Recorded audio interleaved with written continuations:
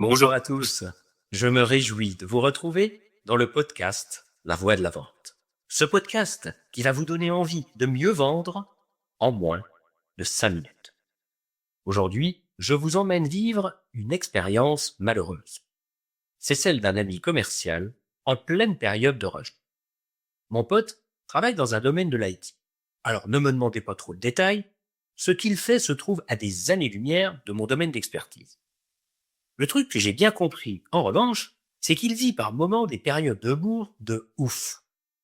Il doit sortir un nombre incalculable de devis en un temps limité. Il fait des rendez-vous qui s'enchaînent les uns après les autres et des meetings quotidiens de coordination avec ses équipes sur les projets en cours. Bref, quand ça commence à partir comme ça, son cerveau se met en mode pilote automatique et ça, c'est pas forcément un grand gage de lucidité.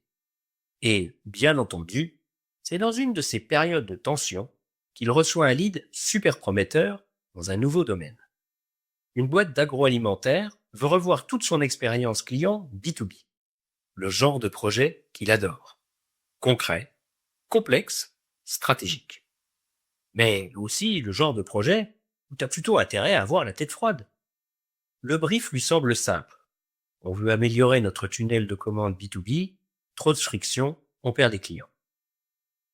Et c'est là qui va se planter. Il s'est dit, frisou la balade, je connais la paloche, j'en ai déjà fait 3 comme ça va le faire. Et quand il prend rendez-vous en visio avec le directeur marketing, il est sûr de son coup. Et là, pendant qu'ils échangent, au lieu d'écouter, il se contente de poser une ou deux questions pour se persuader qu'il sait. Pas besoin de creuser plus. Et ça donne un truc du genre. Bon, donc j'imagine que le problème, c'est surtout blablabla blablabla. Détail technique. Oui, entre autres, mais enfin pas uniquement.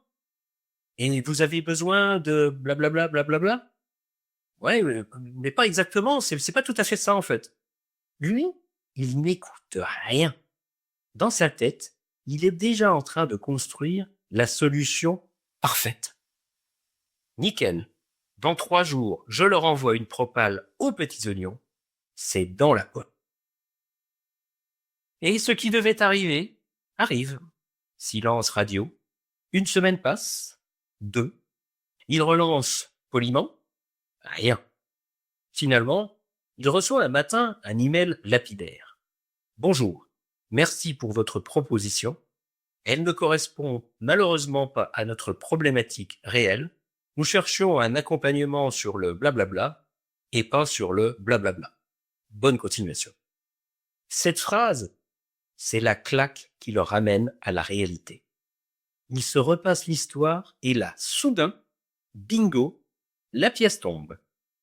Il se rend compte qu'il est complètement passé à côté de ce que le client voulait. Dans son empressement, il a plaqué son propre schéma sur leurs besoins.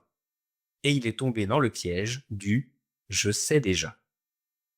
Et pourtant, la base de la vente, il la connaît.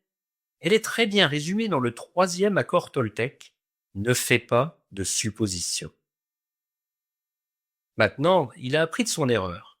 Aujourd'hui, il commence chaque rendez-vous avec cette phrase très socratique dans un coin de sa tête. Tu ne sais rien, tu es là pour comprendre.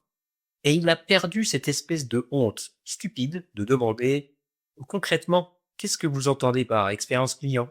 Ou quand vous dites que ça ne fonctionne pas, vous pouvez me donner un peu plus d'exemples précis? Il n'interprète plus, il clarifie. Maintenant, à vous de jouer, mes amis. Prenez un papier et un crayon. Notez-y votre méthode pour commencer vos entretiens et vous sortir de votre posture de sachant pour entrer dans celle de cherchant. Voilà, sur ce, je vous laisse et je vous dis à jeudi prochain. À bon entendeur. Salut!